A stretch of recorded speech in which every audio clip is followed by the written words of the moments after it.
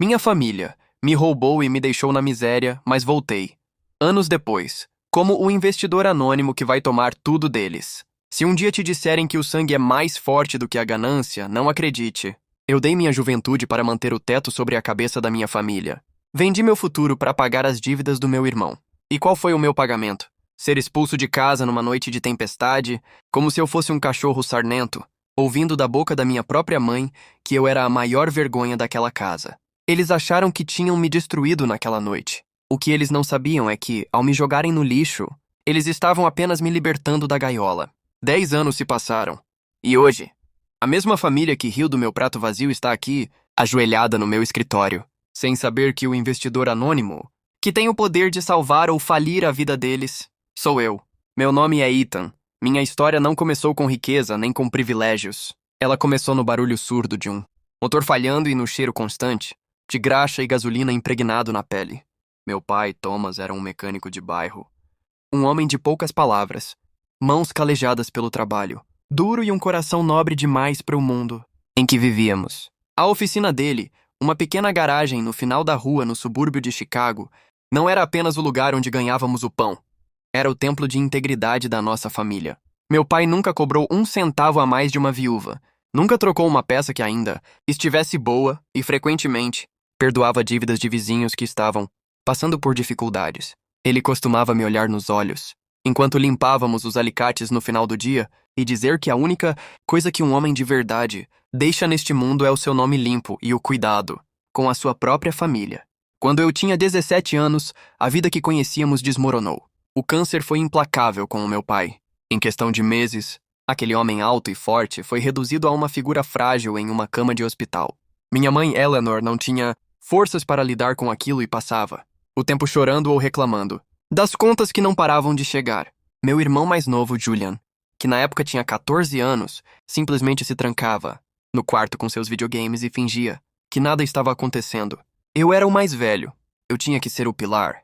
Nas minhas últimas horas ao lado da leito do meu pai, o monitor cardíaco apitava devagar no quarto escuro do hospital. Ele fez um esforço sobre-humano para levantar a mão direita, aquela mão cheia de cicatrizes de chaves inglesas e cortes antigos, e segurou a minha. As lágrimas escorriam pelo meu rosto jovem quando ele sussurrou, com a voz fraca, que a hora dele tinha chegado, mas que ele não podia ir em paz sem saber que a casa dele continuaria de pé. Ele me olhou com uma intensidade que nunca mais vou esquecer e pediu para eu prometer que cuidaria da Eleanor e que não deixaria o Julian abandonar os estudos. Ele disse que o Julian tinha uma mente aberta para os livros, que ele não servia para o trabalho braçal e que eu precisava garantir que o meu irmão tivesse o futuro brilhante, que nós dois nunca tivemos. Com o peito sufocado pelo choro, eu apertei a mão do meu pai e disse que prometia. Eu dei a minha palavra de honra de que cuidaria deles com a minha própria vida, custasse o que custasse. Essa promessa, feia no leito de morte do meu pai, tornou-se a minha sentença de prisão pelos 10 anos seguintes. Assim que o funeral acabou e o corpo do meu pai foi baixado à terra, a realidade nos atingiu como um soco no estômago. A oficina estava com dívidas de impostos atrasados, o tratamento médico do meu pai tinha devorado todas as economias da família e a hipoteca da casa estava com 3 meses de atraso. Eu tinha acabado de passar em um processo seletivo para uma faculdade comunitária local, onde pretendia estudar engenharia mecânica com uma bolsa parcial. Era o meu maior sonho. Mas ao ver minha mãe em pânico na mesa da cozinha, cercada de avisos de cobrança vermelhos, tomei a decisão que mudaria meu destino. Abri mão da minha vaga na faculdade, tranquei os meus livros e assumi o comando da oficina do meu pai. Contudo, a oficina sozinha não dava conta de pagar o tratamento de saúde da minha mãe, que alegava ter crises de ansiedade severas e não podia trabalhar, além das despesas crescentes do Julian. Para manter a casa funcionando, arrumei um segundo emprego. Eu acordava às 5 da manhã, abria a oficina às 6 e trabalhava sem parar até às 5 da tarde, desmontando transmissões pesadas, trocando suspensões de caminhonetes e respirando monóxido de carbono o dia todo, das 6 da tarde até a meia-noite. Eu vestia o uniforme de uma empresa de limpeza e ia limpar os banheiros e os escritórios de uma grande corporação no centro da cidade. Minhas mãos viviam cortadas, com graxa entranhada debaixo das unhas que nenhum sabão conseguia tirar. Minhas costas doíam com fisgadas, agudas a ponto de eu não conseguir me deitar de bruços na cama. Mas todas as noites, quando chegava em casa exausto, eu deixava um envelope com o dinheiro vivo sobre a mesa da cozinha e pensava que estava fazendo o certo, que estava honrando a memória do meu pai. A dinâmica na nossa casa, no entanto, começou a se tornar perversa. Minha mãe, Eleanor, canalizou todo o seu amor e devoção para o Julian. Ela o tratava como um príncipe, herdeiro que tinha sido colocado por engano naquela família humilde. Para ela, o Julian era um gênio, incompreendido que precisava de todo o conforto do mundo para florescer. Quando o Julian entrou na faculdade privada de administração, uma das mais caras da região, minha carga de trabalho dobrou. Eu passei a fazer horas extras aos domingos para pagar as mensalidades exorbitantes, os livros didáticos de capa dura e os computadores, de última geração que ele dizia serem absolutamente indispensáveis para os seus cursos. Eu nunca vou me esquecer de uma noite de inverno, quando cheguei em casa por volta das 11 da noite. Estava chovendo lá fora e o vento frio cortava até os ossos. Eu tinha passado o dia inteiro deitado no chão de concreto, gelado da oficina consertando o diferencial de um caminhão e depois passei 4 horas esfregando o chão de um prédio comercial. Meus pés estavam ensopados porque minhas botas de trabalho tinham rasgado na sola. Quando entrei na cozinha, faminto e trêmulo de frio, vi minha mãe servindo um prato enorme com um bife suculento, batatas assadas e salada para o Julian. O cheiro da comida preenchia a casa toda. Quando me sentei à mesa, minha mãe pegou uma panela pequena sobre o fogão e despejou no meu prato apenas um resto de sopa de legumes aguada, que já estava quase fria. Olhei para o prato e depois olhei para o meu irmão, que cortava a carne com apetite sem sequer me dar boa noite. Eu disse suavemente para a minha mãe que estava muito cansado e que precisava de algo mais sustancioso para comer, porque tinha trabalhado 16 horas direto. Minha mãe virou-se para mim com as mãos na cintura e uma expressão de impaciência. Ela disse que o Julian precisava estar bem alimentado porque tinha uma apresentação importante na universidade na manhã seguinte e que a mente dele consumia muito mais energia do que o meu trabalho braçal. Ela me disse para parar de reclamar e comer a sopa, pois pelo menos eu tinha algo no estômago. Aproveitei aquele momento para puxar do bolso um carnê de luz e o boleto do IPTU que tinham chegado. Mostrei para ela e disse que já tinha depositado o dinheiro da faculdade do Julian naquela manhã, mas que precisava de $50 do fundo da casa para comprar um par de botas novas, pois as minhas estavam furadas e eu estava trabalhando com o pé molhado na neve derretida, o que estava me deixando doente. A reação da minha mãe foi imediata e violenta. Ela bateu a mão espalmada na mesa, fazendo os pratos tremerem, e gritou que eu era um egoísta insensível. Ela me perguntou como eu tinha a coragem de pedir dinheiro para comprar sapatos enquanto meu irmão precisava comprar um terno novo para a feira de negócios da faculdade. Ela me acusou de querer ver meu irmão passar vergonha na frente dos filhos dos executivos ricos da cidade. Julian soltou os talheres, limpou a boca com o guardanapo de pano e me olhou com um sorriso de superioridade, dizendo que se eu não tivesse uma mente tão limitada e tivesse capacidade intelectual para ir para a universidade, saberia a importância de uma boa apresentação pessoal. Ele me disse para ter cuidado com o meu tom de voz com a nossa mãe, e completou dizendo que nem todo mundo tinha nascido para ser um peão sujo de oficina, e que alguém naquela família precisava ter classe e trazer orgulho para o sobrenome da família. Aquelas palavras me atingiram como uma faca cravada no peito. O meu irmão, o mesmo menino de quem eu tinha cuidado, cujos remédios para a pneumonia eu paguei vendendo minha própria guitarra e fazendo turnos duplos, estava me tratando como um servo ignorante. Ele usava roupas de grife, relógios elegantes e andava com os jovens mais abastados da cidade, tudo custeado pelo suor do meu rosto e pelo sangue das minhas mãos calejadas. Mas para Eleanor e Julian, o meu trabalho duro não era um ato de amor ou heroísmo. Era apenas o dever natural de alguém que eles consideravam inferior. Eu era o cavalo de carga que mantinha a carruagem rodando, enquanto eles se sentavam no estofado de veludo e debochavam da minha sujeira. Nos 2 anos seguintes, o desgaste físico e emocional começou a cobrar seu preço. Eu vivia cronicamente exausto, mas tentava me apegar à esperança de que, quando Julian se formasse, as coisas mudariam. Eu imaginava que ele conseguiria um bom emprego, começaria a contribuir para a casa e, finalmente, me daria uma trégua, para que eu pudesse respirar. Consertar minha saúde e talvez juntar um dinheiro para mim. Mas a realidade foi uma ilusão despedaçada. Quando Julian se formou, ele se recusou categoricamente a aceitar cargos de entrada ou empregos de analista júnior.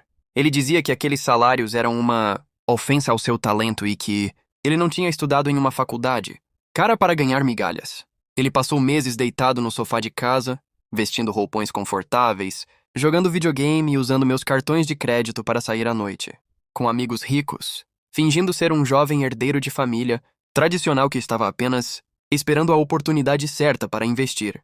Foi exatamente nessa época que a antiga garagem do meu pai, um terreno comercial de tamanho médio que estava bloqueado na justiça há mais de 6 anos devido a uma disputa de inventário com antigos sócios, foi finalmente liberado pelo juiz. O terreno ficava em uma área que estava se valorizando rapidamente e foi avaliado em cerca de $300 mil.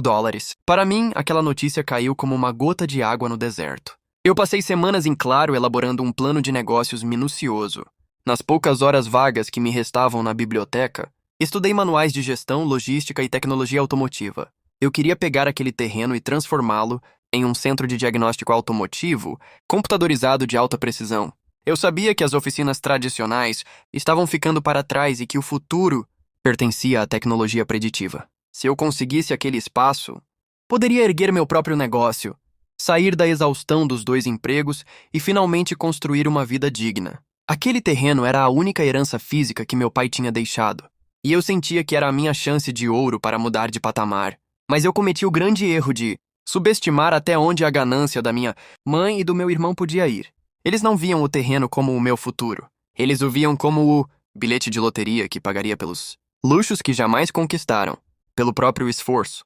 E a armadilha para me arrancar até o último pedaço do meu trabalho já estava completamente armada. A ganância da minha família não tinha limites, e o plano para me tirar o pouco que restava foi colocado em prática, sem o menor remorso. Em uma noite de sexta-feira, cheguei da oficina com o corpo moído e a pasta de papelão debaixo do braço, onde eu guardava com todo o cuidado os desenhos do meu plano de negócios para a nova garagem.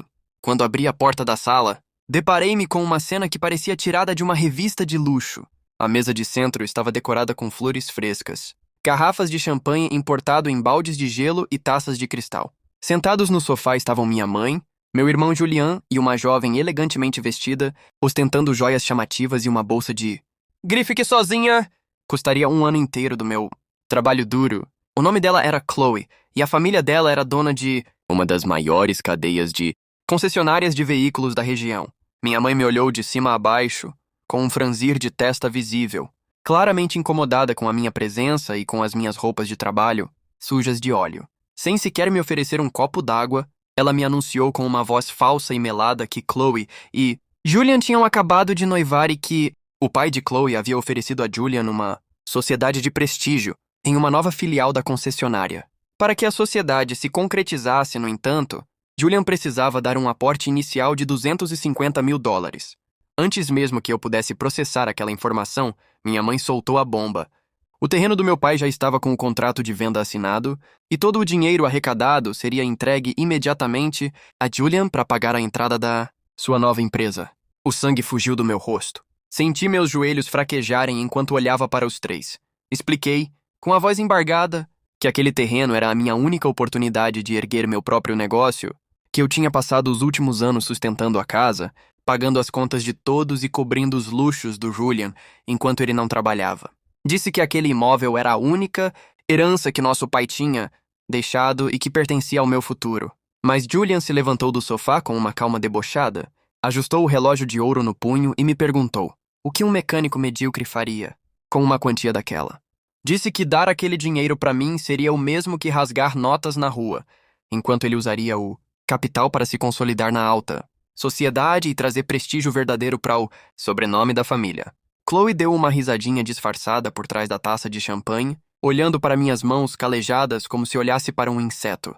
Minha mãe não permitiu que eu dissesse mais nada. Ela se levantou furiosa, bateu o pé no chão e me acusou de ser um monstro invejoso que não suportava ver o próprio irmão prosperar. Afirmou que, como inventariante, ela já tinha decidido o destino do imóvel e jogou sobre a mesa uma pilha de papéis jurídicos. Ela exigiu que eu assinasse imediatamente uma declaração de renúncia da minha cota de herança e assumisse integralmente a responsabilidade por um empréstimo bancário antigo que ela havia feito em meu nome, sem a minha autorização, para cobrir faturas estouradas de cartão de crédito. Ela me deu um ultimato. Ou eu assinava e entregava meu futuro para o meu irmão, ou eu não seria mais considerado filho dela. Olhei para os documentos sobre a mesa e depois para os rostos frios das únicas pessoas que eu tinha no mundo, lembrei-me do meu pai no leito de morte, das noites mal dormidas, do choro abafado no travesseiro, por causa das dores, nas costas e do teto que mantive sobre a cabeça deles enquanto me destruía por dentro. Uma raiva límpida e dolorosa tomou conta do meu peito. Peguei os papéis de renúncia com as mãos trêmulas e, olhando fixamente nos olhos da minha mãe e do meu irmão, rasguei cada folha ao meio e joguei os pedaços para o alto. Disse com toda a firmeza que me restava que não pagaria por mais nenhuma mentira, que não daria a minha bênção para aquele roubo e que a partir daquele segundo, eles não receberiam mais um único centavo do meu trabalho. A reação da minha mãe foi a mais cruel possível. O rosto dela se contorceu em um ódio puro. Ela gritou que eu era uma vergonha, um verme ingrato que tinha tentado estragar a felicidade do irmão na frente da noiva. Ela caminhou até a porta da frente, abriu-a de par em par no meio da tempestade gelada que caía lá fora e mandou eu pegar minhas tralhas e sumir da vida deles. Argumentei que eram 2 da manhã, que chovia forte e que eu não tinha para onde ir, pois todo o meu dinheiro acumulado estava na conta conjunta que minha mãe tinha bloqueado para dar como garantia no banco. Julian foi até o corredor. Pegou minhas 2 únicas malas, velhas com roupas de trabalho, e as arremessou sem nenhum cuidado no gramado, encharcado e enlameado. Ele me mandou ir embora e ver quanto tempo eu duraria no mundo sem a família que eu supostamente tinha desrespeitado. A porta foi batida com violência na minha cara e o som da tranca se fechando soou como uma sentença de morte. Fiquei sozinho na calçada escura debaixo da tempestade, vendo minhas poucas roupas afundarem na lama. Ajoelhei-me no asfalto molhado para recolher meus pertences enquanto as lágrimas se misturavam com a água fria da chuva.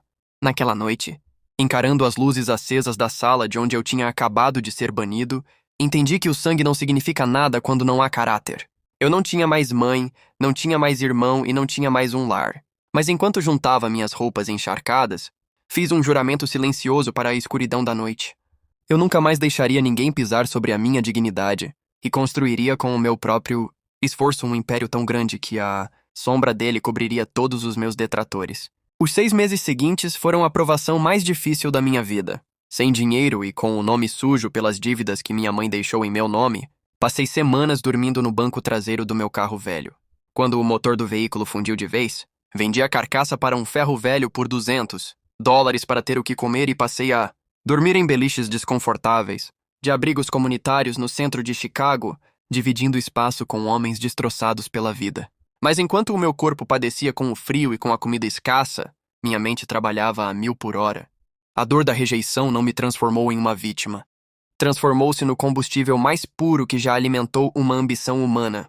Consegui um emprego no turno da madrugada em um galpão de logística pesada, descarregando carretas de suprimentos. Durante as tardes, em vez de dormir, eu ia direto para a biblioteca pública da cidade. Passava horas e horas sentado nas bancadas de madeira, devorando livros pesados de linguagem de programação, estatística avançada e sistemas de gestão de frotas. Eu não dormia mais do que 3 horas por dia. Usando os computadores gratuitos da biblioteca, passei a desenvolver uma ideia que vinha martelando minha cabeça desde os tempos de oficina.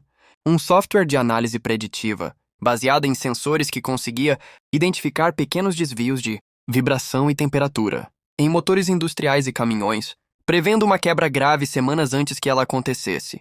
Minha grande oportunidade surgiu quando consegui, com muita insistência e após dezenas de recusas, uma conversa de 10 minutos com o Sr. Arthur Vance, um investidor veterano do ramo de transportes conhecido pela sua rigidez e falta de paciência com amadores. Encontrei-me com ele em um café modesto. Eu vestia um terno barato e ajustado à mão, comprado em um brechó de caridade. Olhei diretamente nos olhos daquele homem e apresentei meus cadernos, cheios de algoritmos e testes práticos. Fui direto ao ponto. Disse a ele que não tinha diploma universitário porque precisava trabalhar para não passar fome, mas que conhecia a mecânica e o comportamento de um motor melhor do que qualquer engenheiro de mesa. Desafiei-o a testar meu sistema em 10 caminhões da sua frota por 30 dias sem me pagar nada.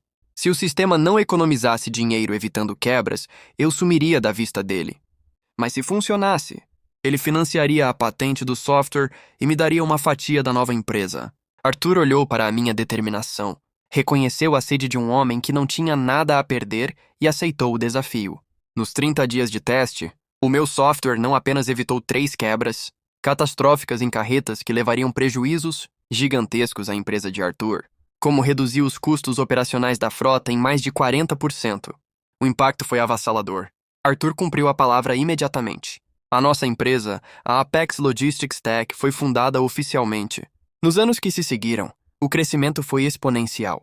O software tornou-se o padrão da indústria de transporte nos Estados Unidos, sendo adotado por multinacionais e redes globais de entrega. O jovem que antes limpava o chão de escritórios para comprar pão agora comandava uma corporação de tecnologia que valia dezenas de milhões de dólares. À medida que meu patrimônio crescia, passei a diversificar meus investimentos. Criei uma holding privada e discreta de gestão de ativos e investimentos imobiliários. Eu não ostentava meu dinheiro em festas fúteis ou carros esportivos barulhentos. Mantinha uma vida discreta, elegante e focada na expansão do meu poder financeiro. No entanto, por meio de investigadores e analistas de mercado, eu mantinha um olho distante na trajetória da minha antiga família. E o que vi nos anos seguintes foi a demonstração perfeita de como a arrogância sem capacidade destrói qualquer pessoa. A parceria de Julian com a família da noiva acabou em um desastre completo. Sem qualquer conhecimento real de gestão, ele cometeu uma série de erros grosseiros, envolveu-se em desvios de recursos e tentou esconder rombos contábeis. Quando o sogro descobriu a fraude, expulsou Julian da empresa e cancelou o casamento. Chloe abandonou meu irmão no mesmo instante, levando na justiça metade do pouco que ele ainda possuía. Em vez de aprender a lição e procurar um trabalho honesto, Julian mergulhou ainda mais fundo na ilusão do dinheiro fácil. Ele convenceu minha mãe a hipotecar a casa da família pela segunda vez e a pegar empréstimos pesados com agiotas e fundos de risco para investir em esquemas fraudulentos de investimentos e moedas virtuais. O resultado não poderia ser outro. Perderam absolutamente tudo. O dinheiro que conseguiram vendendo o terreno do meu pai evaporou em investimentos falidos e no estilo de vida ostentoso que Julian insistia em manter para os amigos.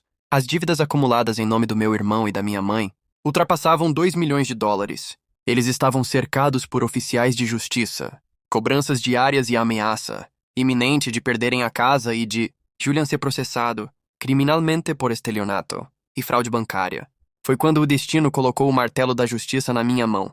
Através da minha holding de investimentos, fui informado de que a carteira de dívidas podres da minha família estava sendo leilada no mercado financeiro por instituições desesperadas para reaver qualquer centavo. Sem pensar duas vezes, ordenei aos meus advogados que comprassem cada título de dívida, cada hipoteca e cada nota promissória existente no nome de Eleanor e Julian. Comprei tudo em silêncio. Para eles, a holding compradora era apenas um fundo anônimo e poderoso. Eles não tinham a menor ideia de quem estava por trás. Quando a situação deles ficou insustentável e o leilão da casa foi marcado, meus intermediários informaram que o presidente do conselho da holding aceitaria uma reunião presencial em Nova York para discutir a reestruturação das dívidas. Para Julian e Eleanor, aquilo parecia a salvação dos céus. Eles acreditaram que conseguiriam dobrar os executivos com histórias de vitimização. O dia do encontro foi agendado. O palco do acerto de contas finalmente estava montado. O dia do acerto de contas chegou trazendo consigo uma tempestade violenta sobre Nova York. Do 45º andar da minha torre corporativa, eu observava a chuva bater com força contra os vidros panorâmicos do escritório, exatamente como na noite em que fui expulso de casa 10 anos atrás.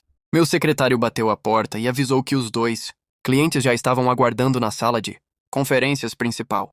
Caminhei lentamente pelo corredor de mármore acompanhado pelos meus dois advogados seniores.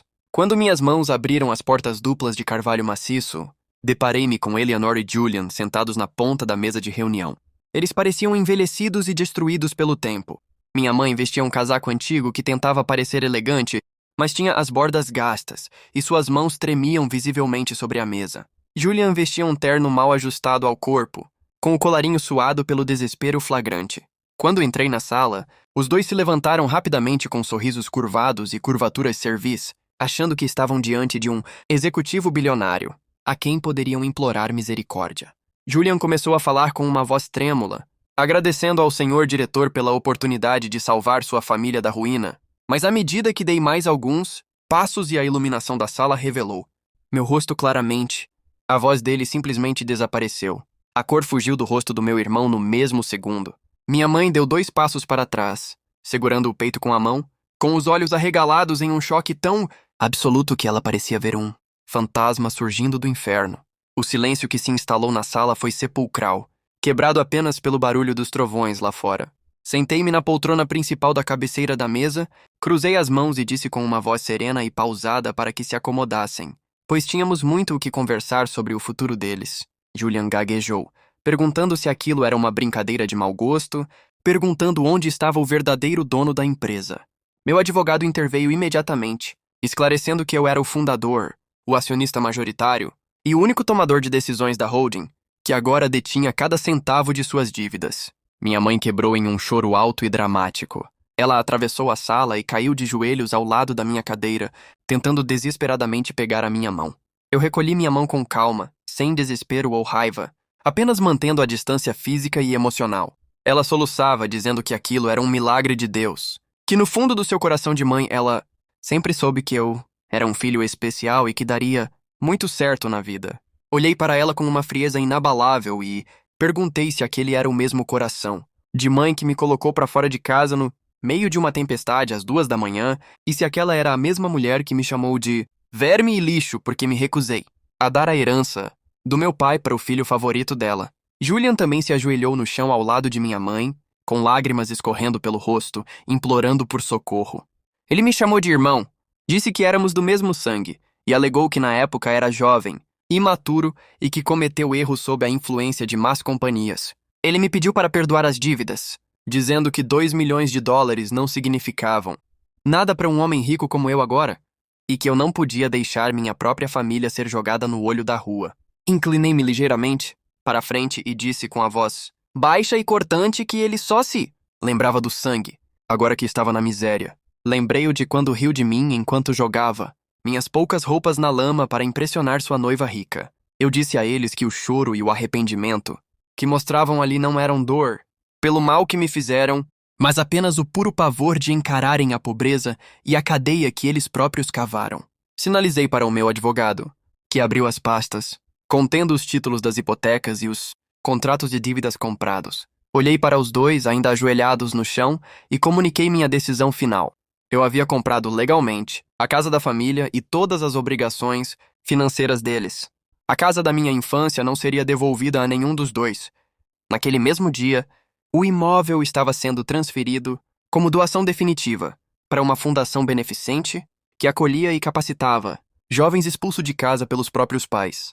Dei a eles o prazo improrrogável, até as 9 da manhã do dia seguinte, para retirarem seus pertences pessoais do imóvel antes da troca das trancas. Minha mãe gritou em desespero, me chamando de cruel e perguntando se eu tinha coragem de colocar minha própria mãe na rua. Respondi calmamente que não estava colocando ninguém na rua, apenas aplicando a exata doutrina que ela me ensinou anos atrás. Quem não contribui para o sustento da casa não tem o direito de morar sob aquele teto. Olhei para Juliana e continuei dizendo que, em relação às dívidas de 2 milhões de dólares que ele acumulou, meu departamento jurídico não perdoaria um único centavo. Nós entraríamos com a execução judicial de todas as garantias. Tomaríamos qualquer bem de valor remanescente e penhoraríamos 30% do salário de Julian em qualquer emprego formal que ele conseguisse pelos próximos 20 anos. Julian tentou se levantar furioso, segurando o ombro da minha cadeira e dizendo que eu estava destruindo a vida dele. Tirei a mão dele do meu ombro com extrema facilidade e ordenei que ele ficasse no seu lugar. Disse-lhe que quem destruiu a vida dele foram a preguiça, a ganância e a ilusão de que poderia pisar nos outros sem pagar o preço. Sugeri que ele saísse dali e procurasse imediatamente um trabalho como ajudante de limpeza em oficinas mecânicas do subúrbio, pois o trabalho duro com graxa e óleo nas mãos talvez o ajudasse a construir o caráter que ele nunca teve. Sinalizei para os seguranças da empresa, que entraram na sala e conduziram os dois para fora, enquanto seus gritos de desespero e choro ecoavam pelo corredor até o fechamento das portas do elevador. Quando a sala de reuniões voltou ao silêncio total, caminhei novamente até a janela panorâmica. O vento forte lá fora começava a diminuir e os primeiros raios de sol surgiam entre as nuvens escuras sobre os arranha-céus de Nova York. Olhar para minha mãe e meu irmão de joelhos não me trouxe uma sensação de vingança mesquinha. Trouxe-me uma paz interior, indescritível, e a libertação definitiva de um trauma que carreguei por 10 anos. A verdadeira vitória não foi acumular riqueza ou poder para esmagá-los, mas sim transformar a dor de uma traição na estrutura inabalável da minha própria vida. A maior lição que tirei dessa jornada e que guardo no peito todos os dias é que o amor e o Respeito não são garantidos por laços de sangue, mas sim construídos através do caráter e de ações diárias. Muitas vezes, as pessoas que deveriam proteger você serão as primeiras a tentar apagar a sua luz e roubar os seus sonhos. Mas a rejeição e o desprezo de quem não te valoriza não definem o seu fim. Podem ser exatamente o combustível necessário para você se levantar do chão, caminhar com as próprias pernas e construir um destino extraordinário. Tirei do bolso o antigo relógio de corda que pertenceu ao meu pai, passei o polegar sobre o vidro levemente riscado, fechei a tampa e sorri. Eu tinha cumprido minha promessa ao meu pai. Tinha sobrevivido. Mantido meu nome limpo e me tornado um homem honrado. Se esta história de superação e reviravolta tocou seu coração e te lembrou de que nenhuma humilhação é permanente quando você decide lutar com dignidade, peço que deixe o seu gostei neste vídeo e se inscreva no canal. Para não perder os nossos próximos relatos, ative o sininho de notificações, para ser avisado sempre que postarmos novos conteúdos como este. Quero muito saber a sua opinião sincera. Deixe nos comentários se você acha que eu agi certo em cobrar cada centavo e não perdoar a minha família, ou se você no meu lugar teria dado uma segunda chance a eles. Agradeço do fundo do coração por ter assistido até o final. Mantenha sempre a sua cabeça erguida diante das tempestades e nos vemos no próximo vídeo.